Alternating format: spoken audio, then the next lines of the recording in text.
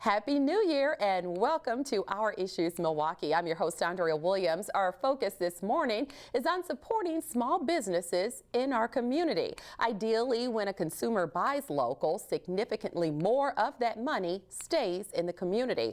Local business owners often have incentive to support other local businesses, and local businesses also give a community its flavor. My first guest represents an establishment that's purpose is centered on joy, sustainable, healthy eating, and spiritual renewal. Reverend Christie Melby-Gibbion is the executive director of the Tricklebee Café, located in Milwaukee's Washington Park, Sherman Park area. Good morning, Reverend Christie. Good morning. Thank you so much for being here. And I read up on this cafe, and it's pretty amazing. How long has the Tricklebee Café been open now? We've been open for 1 month. 1 month. Yep. So this is a good opportunity for our viewers at home to learn more about it. Tell us how it's all set up. Yeah, so we are a pay-what-you-can community cafe, so that means anyone can come in and eat regardless of their means to pay.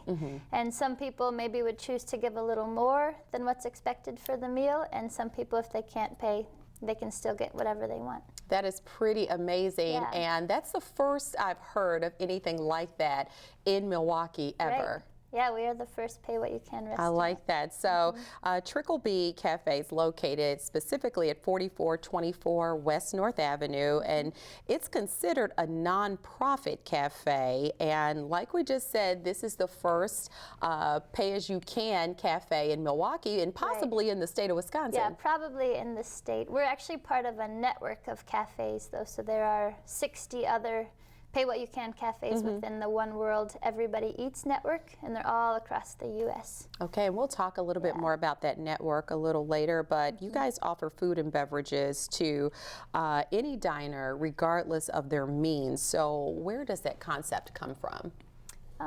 I guess we discovered the concept just researching online if other people were kind of operating with that model. We started a food ministry at a church in California that I was serving, where we called it Open Table. We would rescue food from grocery stores that was, the sell-by date had passed, but it was still edible.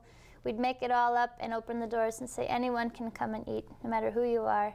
And so we had that going for like 6 years, and we thought, this is so life-giving. It rescues the food so it's not wasted, feeds neighbors who don't have access to that kind of food, offers community for people who are lonely. So we just thought, well, what can we take it to another level? And we found the network. And it gives me chill bumps. Yeah. I absolutely love that. And your goal at the Tricklebee Café is also to provide job training and volunteerism, which is pretty amazing. Yeah, so even today I left the cafe in really good hands. There were 4 volunteers there when I left. We train them up in the basic kind of good kitchen skills, but some of them are actually intending to go on to study to be chefs, and so they get some experience in the kitchen before they start their studies. I don't know if it gets any better than this. Not only does the cafe provide healthy meals, you also seek to provide spiritual nourishment. How so? So there are elements of church, you could say, in our cafe. I'm ordained in the Moravian church, so people know that when they come through the door. But we have furniture from churches that have closed down. We have pews for seating. Our menu board is actually an old hymn board. You put the numbers in. Oh, wow. We slide the menu in. Our checkout counter is an old pulpit. So maybe it's a little sacrilegious, but people kind of, I think they like seeing some kind of familiar things used in different ways. But we also intentionally, we have printed little prayers and meditative thoughts that we laminate and put on the table so people can kind of read that if they're sitting there.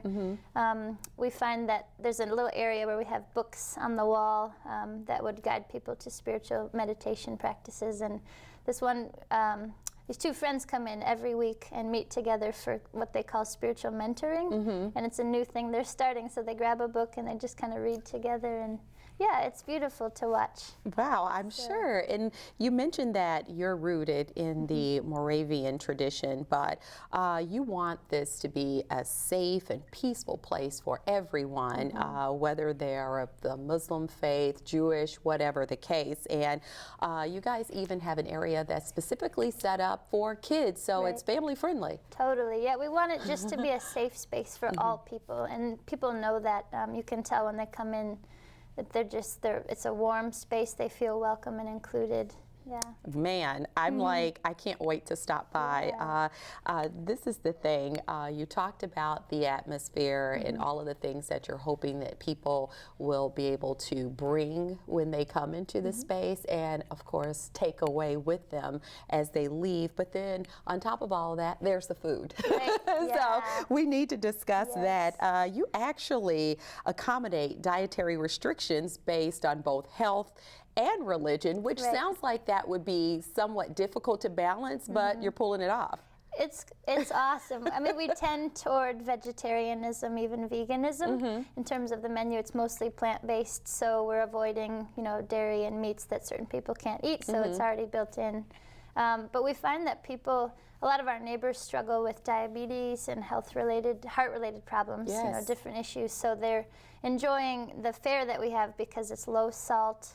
We use low glycemic sweeteners, no refined sugars, so everything's on the healthier end. So they find they can eat something that looks good and they don't have to worry about it spiking their sugar levels. Yeah, and someone like me, I'm thinking you would hope that more places blueprint this whole concept, because that's the problem in America, that when you go out to eat, everything's usually bad, the portions are huge, and people are taking in too much, and then everybody's walking around obese. So this just sounds like you guys have been able to tap into the health that people need to be aware of, and this is a perfect place for people to come if they're trying to kick off some New Year's resolutions and eat healthier, right? Yeah, and people are delighted. They come in and maybe they look at the menu a little strangely, like, what is this? Because it's not typical food that would be in our neighborhood. Nothing but then sounds when they typical. eat it, they love it. They really love it. Yeah.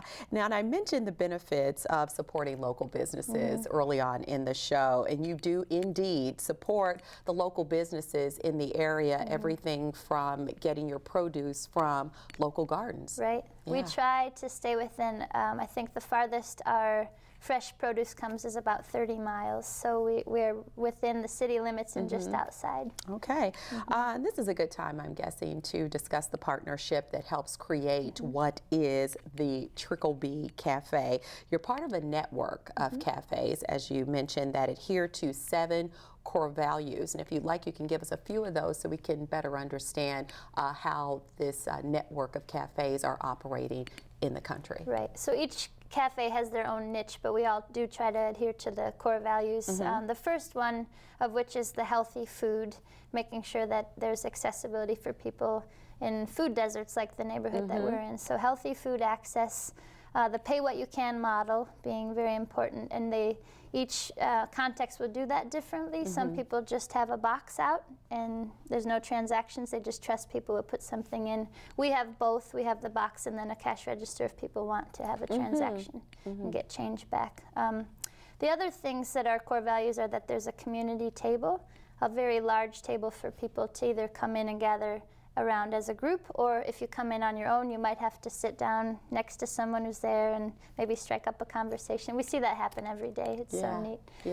So those are some of the main core values. The other one is that any staff that we do hire is paid a living wage, not minimum wage, a living wage, so they can actually make it. You're so conscious in every way possible. So your staff is making $12 to $15 per hour, and your patrons volunteer in exchange for a meal, and you have that concept of a hand up, not a hand out. So just across the board, this is just absolutely amazing.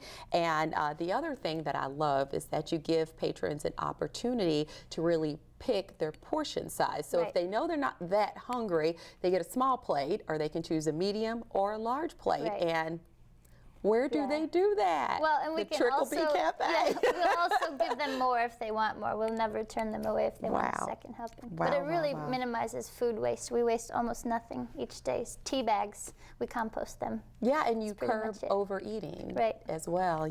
So you moved to Milwaukee from sunny LA. Bless your heart. Talk about how that relocation came about. Well, I am a Midwesterner from my earliest days, from Iowa. So I felt called to do this kind of work in an urban context. I was kind of done with LA, if you can believe that. Well, yeah. Sun every day gets a little tiring. No, so. I don't believe that. But So we were happy to come back to more of what felt like our roots, but I'm from the woods in Iowa, so I mean we could have done this in a rural setting, but I do feel called to these urban contexts. So Milwaukee just felt right on all levels. Well, and I think that it's a blessing that Milwaukee has you here doing what you're doing with the Tricklebee Café, and the space where the cafe exists is right at 45th and North, and it was actually vacant for like 10 years, and you came through with like some 90 volunteers and made it the space that it is today. Yeah. Put in 700 hours of hard work. Wow. And it was a rundown storefront like a lot of the other ones, a little farther down North Avenue. And we just, a year's worth of TLC, and now it's a cozy little cafe. And you do need volunteers for every aspect of the business. Yeah. So this is a good time to explain what is the meaning behind Tricklebee Café. So I attribute this to my mom, who often would say, yeah, let's do that, but the trickle bee if we can get enough money or enough people. And so I always heard it as Tricklebee. Oh, so, that is very cute. I love that. And what a great way to honor your mom, right? Is there anything else that you'd like to share with the viewers at home about what it is you're doing and the importance of them coming by and supporting? We really want to be known as a hub of community building in our neighborhood. We've had a lot of bad news in our Sherman Park area over the last few months, and we love that people are really leaning into what we're doing and coming and enjoying it as a safe, welcoming, friendly space. We want it just to keep growing like that, so all are welcome all the time. Yes, well, I thank you so much for coming by and telling us all about it. And you guys are just getting started, so I would love to see how this continues to grow and brings the community together. And I just wanted everybody at home to know about it and really make an effort to come in, support, and if they can pay a little more, definitely do that so you can keep up the concept of paying what you can. Thank you so much for stopping by, and continued success in the new year. Thank you. It's been a pleasure. Reverend Christie Melby-Gibbion is the executive director of the Tricklebee Café. They are open for lunch Wednesday through Saturday from 11 a.m. to 2 p.m.